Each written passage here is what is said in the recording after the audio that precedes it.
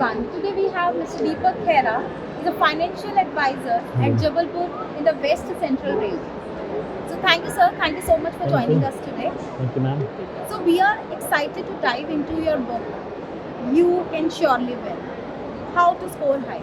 Yes. So sir, what basically inspired you to write this book? Actually मैं जब कोटा में posted था तो हम सभी लोगों को कोरोना हो गया था और हम लोग भगवान से ये प्रे कर रहे थे हमें कुछ दिन की लाइफ मिल जाए जिससे हमारे बच्चे इंजीनियरिंग कॉलेज या मेडिकल कॉलेज जहाँ भी जाना चाहते हैं वहाँ चले जाएं।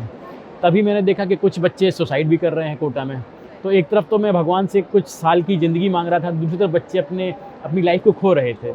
तो इसी ने मुझे इंस्पायर किया कि बच्चों का जो डिप्रेशन है उसका मेन रीज़न है उनका पुअर स्कोर। तो वो अच्छा स्कोर करें, उनकी स्टडी स्टेमिना बढ़ सके और उसके लिए हमने क्या क्या ट्रिक्स हैं। तो मेरी जो खुद की लाइफ की ट्रिक्स हैं जो मैंने यूपीएससी और पीईटी वगैरह और इंजीनियरिंग कॉलेज में यूज़ की थी, उसी के लिए मैंने एक बुक लिखी है और ये बच्चों को इंस्पायर करेगी कि वो लोग कैसे पढ़ाई करें। सर, डू यू थिंक आपको ऐसा लगता है कि जो सुसाइडल केसेस हैं बच्चों के अंदर, ये पर्टिकुलरली किसी कैटेगराइज हो रखे हैं कि हम पर्टिकुलरली इस डोमेन पे एजुकेशन लेंगे? फॉर एग्जांपल नेट के प्रिपरेशन के लिए, Yes, ma'am. यूपीएससी के प्रिपरेशन के लिए उनको ज़्यादा ओवर पावर्ड कर दिया जाता है। एक्चुअली मैडम ये जनरली सुसाइडल केस मैंने देखे एग्ज़ाम के जस्ट पहले होते हैं, क्योंकि बच्चा साल भर पढ़ता है तो वो एक एक चैप्टर पढ़ता है, लेकिन जब एग्ज़ाम आता है तो उसको इकट्ठे 25 चैप्टर पढ़ने पड़ते हैं। तो वो जो इकट्ठा बल्क स्टडी होती है वो नहीं कर पाते हैं। उसी के लिए मैंने इसमें ट्रिक्स लिखी हैं कि आपको अगर टाइम ज़्यादा है तो कैसे स्टडी करना है, 5 दिन है तो कैसे स्टडी करनी है, और 1 दिन बचा या कुछ घंटे बचे तो कैसे स्टडी करना है। तो हमने नोट्स को है ना 3 कैटेगरी में डिवाइड किया है कि लॉन्गर पीरियड है तब आपको कैसे नोट्स बनाने हैं, 5-7 डेज है तब कैसे नोट्स बनाने हैं, या आपके पास कुछ घंटे हैं तो आपका पूरा रिवाइज हो जाएगा। तो उसमें वही बुक मैंने लिखा है कि आपको डिप्रेशन ना आए, क्योंकि exam time generally suicide case जनवरी जो नीट एग्ज़ाम होता है, इसमें आईआईटी का एग्ज़ाम होता है, फिर नीट मई जून में होते हैं, तब उस समय केसेस बढ़ जाते हैं। सर, या फिर ऐसा हो रही है कि हम अपने बच्चों को ज़्यादा ही एक टारगेट अचीव करने के लिए फोर्सफुली हम पुश करते हैं टू अचीव दैट? कुछ सपने ऐसे होते हैं जो हम रियलाइज़ नहीं कर पाए अपने लिए, तो हम चाहते हैं हमारे वो सपने हमारे बच्चे रियलाइज़ करें, और उसी प्रेशर में हम उनको कोटा भेजते हैं या दिल्ली या जहाँ पर भी आईएएस की एग्ज़ाम वगैरह करते हैं। बट सुसाइड केसेस कोटा में ज़्यादा हुए हैं अभी, क्योंकि बच्चे सेंसिटिव एज में होते हैं, टेंडर एज में सुसाइड करते हैं बच्चे। उसी के लिए मैंने लिखा कि बच्चे क्या है कि जो इमीडिएट फेलर होता है और फाइनल फेलर, उसमें डिफरेंस नहीं समझ पाते हैं कि आज आपका स्कोर कम आया एकदम से डिप्रेशन आ गया, ये एक एग्ज़ाम में फेल हो गया डिप्रेस हो गए सुसाइड करने लगे। तो वो चीज़ में मैंने डिफरेंस क्रिएट किया है कि फाइनल फेलर मत समझो इसको, आपकी लाइफ बहुत बड़ी है। एक कैरियर और लाइफ दोनों बहुत अलग कॉन्सेप्ट हैं। एक एग्ज़ाम में आप फेल होकर आपका कैरियर डिसाइड नहीं होता है, तो आपका फ्यूचर और आगे भी है आपके पास स्कोप। तो वही मैंने अल्टरनेट चीज़ें बताई कि प्लान बी कैसे आप रेडी रखेंगे। So from students in middle school to those are preparing for high stake exams, sir, Yes. why did you decide to include such diverse group? Actually मैंने जो ट्रिक्स बताई हैं ये क्लास 6 के बच्चे से लेके 12 तक के बच्चे की भी काम आती हैं, यही यूपीएससी एग्ज़ाम निकालने के काम आती हैं। तो उसमें कोई डिफरेंस नहीं है। ट्रिक्स, स्ट्रेटेजीज, टिप्स जो हैं वो आपके क्लास 6 से काम आ सकती हैं। हो सकता है क्लास 6 का बच्चा समझ नहीं पाए तो उसके पेरेंट्स उसको समझा सकते हैं कि किस तरह से उसने जो लिखा हुआ है उसको अप्लाई करना है। बट इसको पढ़ना ज़रूरी नहीं है छोटे बच्चों को, बट बड़े बच्चे खुद पढ़ सकते हैं। तो छोटे बच्चों के लिए पेरेंट्स को पढ़ना पड़ेगा और तभी वो समझा पाएंगे, क्योंकि क्लास 6-7 के बच्चों को थोड़ा सा टफ होगा इंग्लिश। तो बेसिकली जो ग्रुप है काफ़ी टारगेट जो ऑडियंस है वो काफ़ी broad हाँ, है। मैंने 4-5 एक्चुअली 4 ग्रुप्स हैं, बट 5th ग्रुप मैंने वो किया है 6 से 9 तक, जिसके पेरेंट्स पढ़ के बता सकते हैं कि इसमें क्या दिया है। क्योंकि यूपीएससी की तैयारी ओवरनाइट नहीं कर सकते हैं आप। आईएएस एग्ज़ाम के लिए आपको कम से कम 5 या 6 साल पहले प्लान करना पड़ेगा। तो इसलिए मैंने क्लास 6 से लिखा है। जब आप क्लास 6 का पढ़ेंगे तो आपको आईआईटी या नीट निकालना आसान हो जाएगा, उसके बाद आपको फिर यूपीएससी ज़्यादा आसान लगेगा। सर, आपका क्या थॉट है इस बारे में कि पेरेंट्स का रोल कितना क्रूशियल है यस मैम। बच्चे को पॉलिश करने के लिए? पेरेंट्स का एक प्रेशर होता है, क्योंकि उनको लगता है जो उन्होंने पैसा खर्च किया है बच्चे के ऊपर वो इनका एक इन्वेस्टमेंट है। बट मैं कहता हूँ उसका उल्टा समझिए कि आपने वो पैसा चैरिटी में दे दिया है, और उस चैरिटी से जो पैसा आपको बाद में रिटर्न मिलेगा उसमें ज़्यादा हैप्पीनेस होगी। लेकिन होता क्या है, पेरेंट्स डे 1 से अपना रिटर्न देखने लगते हैं कि आज मुझे क्या बच्चा मेरा सिलेक्ट हुआ है नहीं हुआ है।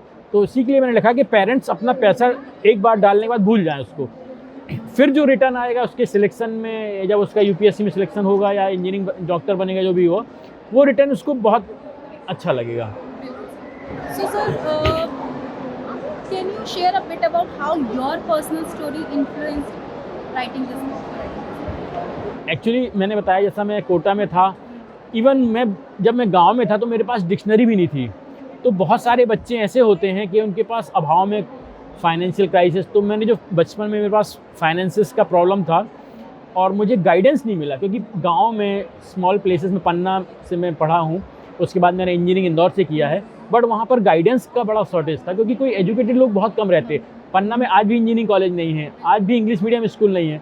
तो जो चीज़ मैंने अपनी लाइफ, ये मेरी ऑटोबायोग्राफी प्लस मोटिवेशनल बुक है, तो ये कंप्लीट सेल्फ हेल्प है। जो मैंने फील किया है वही मैंने लिखा है इसमें, कि आगे बच्चों को जो प्रॉब्लम मुझे आई है वो बच्चों को ना आए। तो जैसे कि आपने कहा कि आप कोटा से बिलोंग, कोटा में आप पोस्टेड पढ़ने था, के मैं लिए, पोस्टेड। और सबका ज़्यादातर ये मेंटालिटी रहा है कि कोटा में बच्चे को एंट्रेंस का प्रिपरेशन के लिए वहाँ यस, बट आपको क्या लगता है कि जब आपके टाइम पे जो एनवायरनमेंट वहाँ था, हाँ। क्या अभी वो है? नहीं मैडम, हमारे टाइम पे एक्चुअली इतना कंपटीशन नहीं था। उसका रीज़न क्या है, बंसल क्लासेस वगैरह जो 96-7 से स्टार्ट हुआ है, उसके बाद कोटा पिक्चर में आया है। और इसके पहले हमारे टाइम पर एक पीईटी होती थी जो स्टेट बेस्ड होती थी, और आईआईटी अलग होता था। अभी क्या हुआ है, पूरा नीट और जेईई इनने क्या किया, सेंट्रलाइज कर दिया है। एक्चुअली ये पावर स्टेट को देनी चाहिए, जो अपने स्टेट लेवल के एग्ज़ाम्स होते हैं। मैंने उसमें वही लिखा है कि swimming in A pond is quite different from swimming in an ocean. तो आप जब समुद्र में तैराकी करते हैं और एक पॉन्ड में करते हैं तो उनमें बहुत अंतर होता है। तो जब आप गांव में रहते हैं तो आपका कंपटीशन 200-400-500 बच्चों के बीच में होता है, लेकिन जब आप नेशनल लेवल पे एम्स या नीट या फिर इसमें कॉम्पीट करते हैं जेईई में, तो आपका कंपटीशन 12 लाख लोगों के बीच होता है।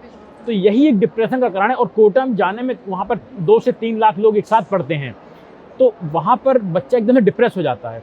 तो ऑल टाइम जो टॉपर होता है क्लास 1 से लेकर 12 तक टॉप करता है, फिर वो कोटा जाता है तो वो डिप्रेशन में आता है, क्योंकि उसने कॉम्पीट नहीं किया है। तो मैंने वही लिखा, जिसको कॉम्पिटिशन से डिप्रेशन आता है वो कॉम्पीट विद योर सेल्फ। तो आप अपना इंप्रूवमेंट करते जाएंगे तो आपका अपने आप से, जैसे कि अगर हम ज़्यादा डीपली जाएं इस चीज़ के अंदर, तो सीट्स आर लिमिटेड, किसी भी एग्जाम में सीट्स आर लिमिटेड, और एवरी ईयर बच्चा हमारा बढ़ता जा रहा है in count. Yes. So how to fulfil that gap? वो सीट्स जो है वो तो वही है। डोंट यू थिंक कि ये सीट्स का इंक्रीमेंट होना भी ज़रूरी है? सीट्स मैडम इंक्रीमेंट किया है गवर्नमेंट ने, काफ़ी आईआईटीज़ खोले गए हैं और आईआईटी में सीट्स भी बढ़ाई गई हैं, लेकिन जो हमारी पॉपुलेशन है वो बहुत तेज़ी से बढ़ रही है। लेकिन हम ये क्यों सोचते हैं कि मुझे आईआईटी बॉम्बे में कंप्यूटर ब्रांच ही चाहिए है या एम्स दिल्ली ही चाहिए? हमारे पास सेकंड प्लान भी है, प्लान बी है। तो हमको केवल एक मिशन नहीं बनाना कि हमको आईआईटी बॉम्बे नहीं मिला तो मेरी लाइफ खत्म हो गई है, या एम्स दिल्ली नहीं मिला तो मेरी लाइफ खत्म। तो आपके पास प्लान भी रेडी होने चाहिए, अल्टरनेट्स भी होंगे आपके पास। तो मैं वही चाहता हूँ कि बच्चे केवल एक ही मिशन ना बनाए कि मुझे आईआईटी दिल्ली जाना, बॉम्बे जाना है या एम्स जाना है। तो बाकी कॉलेज हैं, एनआईटी, जैसे आईआईटी नहीं तो एनआईटी है, एनआईटी नहीं तो नॉर्मल कॉलेज है, वो नहीं तो प्राइवेट कॉलेज भी हैं। तो लाइफ इससे बहुत बड़ी है। लोग सोचते हैं हमारा इस कॉलेज में नहीं हुआ तो मेरी लाइफ खत्म है, ऐसा नहीं है। बहुत सारे ऑप्शन हैं। Plan B should be kept ready. Right, sir. Absolutely right. Thank you. So, sir, you have mentioned strategies for time management. Yes. Right? Lifestyle changes and turning setbacks into opportunities. Yes. So, can you share few strategies from the book you think particularly will be effective? मैं आपको बताना चाहता हूँ, जब मैं GS में था दिल्ली में, तो मैं यूपीएससी की तैयारी करता था। तो जनरली होता क्या है कि सिंगल सिटिंग में आपका स्टेमिना बढ़ाने के लिए मैंने एक अगरबत्ती खरीदी थी, वुड्स, उस समय साइकिल ब्रांड आती थी। तो वो एक अगरबत्ती 75 मिनट जलती थी। तो मैं वो जला के रखता था। मैं सोचता था अगर ये 75 जलेगी तब तक मैं उठूंगा नहीं अपनी चेयर से। तो मेरा सिंगल स्ट्रेच 75 मिनट हो गया था। तो मैंने बच्चों को वही बताया है कि आपको स्टेमिना बढ़ाने के लिए आपको बहुत सारी ट्रिक्स हैं इसमें। आप अपना पोस्चर चेंज करिए। मैं छत पे जाता था पढ़ाई करने के लिए, टेरेस में या बालकनी में बैठ जाइए, तो आपका जो स्टेमिना 4 या 5 घंटे होता है वो बढ़ के आपका 11-12 घंटे हो सकता है, क्योंकि यूपीएससी के लिए आपको कम से कम 10 से 12 घंटे पढ़ना पड़ता है। तो मैंने पीईटी के लिए भी यही लिखा है कि आप अपना स्ट्रेच बढ़ाने के लिए अगरबत्ती या कोई भी टाइमर लगा लें कि मुझे 1.5 घंटे से पहले उठना नहीं है। तो आपका पर डे सिटिंग 7-8 आवर से आपका 10 आवर तक चला जाता है। और आपको सिंगल सिटिंग आवर काउंट करना है, वैसे ही per day sitting our.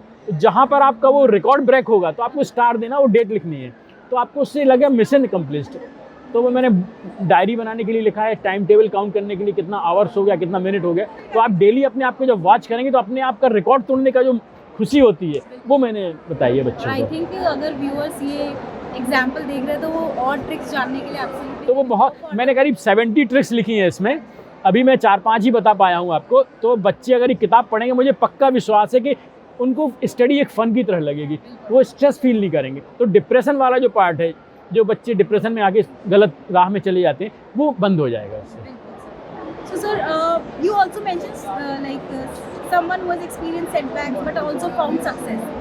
What would you say to students who are struggling right now and feeling overwhelmed? Yes ma'am, actually मैं इसी बारे में बताना चाहता हूँ कि जो बच्चे अंडर स्ट्रेस पढ़ाई करते हैं, उसी के लिए उनका स्कोर पुअर आता है, और उस स्कोर पुअर आने से वो फिर स्ट्रेस में आ जाते हैं। तो अगर आपका 1-2 बार फेलर होता है, बट आपको अपनी गलती रियलाइज़ करना, मैंने एक RAC फार्मूला दिया हुआ है इसमें। RAC means realization of mistakes, acceptance of mistakes and correction of mistakes. Generally parents क्या होते हैं, अपने बच्चों का स्कोर हाइड करते हैं। बच्चा फेल हो जाएगा तो वो बताएंगे नहीं फेल नहीं हुआ है। एक्चुअली आपको बताना कि मेरा बच्चा इस कारण से फेल हुआ, और बच्चा भी जिस दिन रियलाइज़ करेगा कि मैं आज फेल हुआ हूँ, तो वो इम्प्रूव करने की कोशिश करेगा। लेकिन पेरेंट्स इसको हाइड करते हैं सोसाइटी में या अपने रिलेटिव्स को। तो मैं वही कहना चाहता हूँ कि आप इसको हाइड मत करिए, बताइए सभी से कि मेरा बच्चा इस बार सेलेक्ट नहीं हुआ, अगले बार होगा वो। लेकिन आप झूठ बोलेंगे तो कभी सेलेक्ट नहीं होगा, क्योंकि वो झूठ का शेल्टर लेना चालू कर देगा। तो सेटबैक्स तो नॉर्मल होते हैं, मैंने इमीडिएट फेलर बोला है उनको।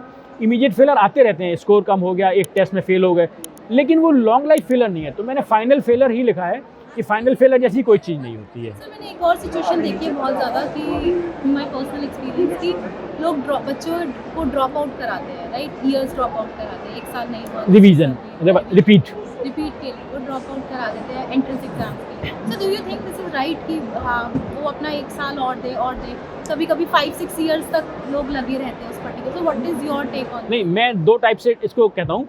ड्रॉप लेना मतलब, drop out is different thing. Drop लेना ज़रूरी है क्योंकि आप स्कूल लाइफ एंजॉय कर लेते हैं, लेकिन यूपीएससी में तो आपका सिलेक्शन होता है, वहाँ पर आप 4 साल भी अगर देते हैं, क्योंकि वहाँ आपका जॉब लग रहा होता है। तो इंजीनियरिंग और मेडिकल के लिए ड्रॉप 1 साल तो ठीक है, चलता है, क्योंकि आप स्कूलिंग कर लेते हैं पूरा, फिर आप ड्रॉप लेते हैं, तो उसमें कोई प्रॉब्लम नहीं है।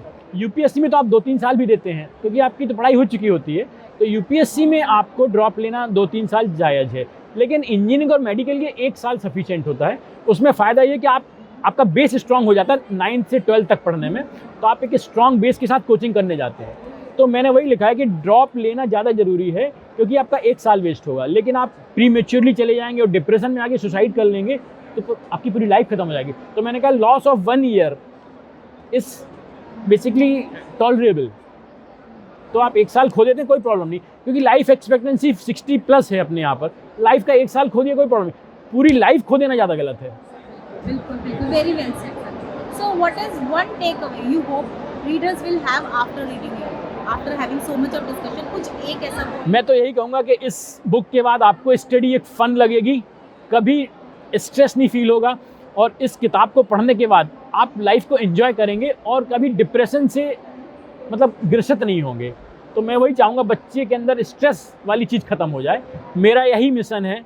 मैं गवर्नमेंट ऑफिसर होकर भी ये बुक लिखा हूँ, क्योंकि मैंने देखा कि कोटा में बच्चे किस तरह से अपनी लाइफ ख़त्म करते हैं। तो वही मेरा पर्पज़ है कि बच्चे डिप्रेशन में ना आए, इंडिया से और कोटा से सुसाइड केस हमेशा के लिए ख़त्म हो जाए, वही मेरा पर्पज़ है। And very well said, and thanks for sharing, sir, Thank insights you. of this book. Thank and you. I hope this will really give a huge impact on the Thank you, readers. ma'am. Thank you, sir. So much. Thank you.